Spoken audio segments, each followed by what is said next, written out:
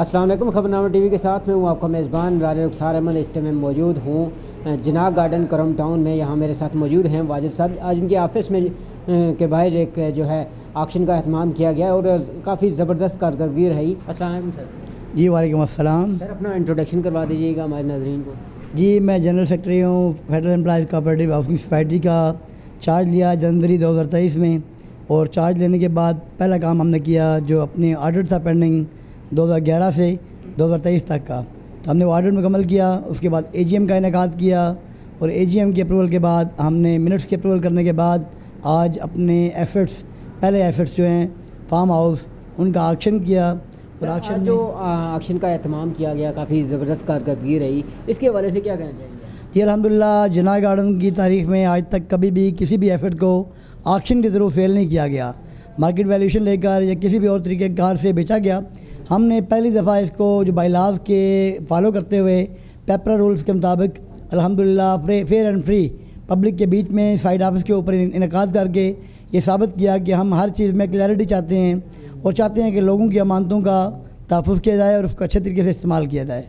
Sir आपका ये पहला एक्सपीरियंस कैसा रहा और बाकी जो है लोग जो ऐसा काम करना चाहते हैं उनके लिए क्या पैगाम देना?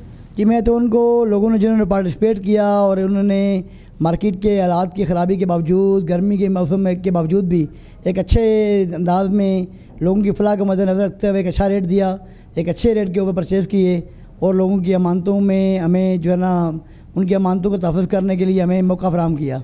सर ये बताइएगा कि तकरीबन कितने फार्म हाउस या कितने प्लाट थे आपके पास और किस किस रेट पे वो सेल हुए और सबसे अच्छा रेट कौन सा लगा? जी बेसिकली 608 कनाल ज़मीन के अगेंस्ट हमें ये 53 फार्म हाउस मिले थे गुलबर्ग की इंतज़ामिया से।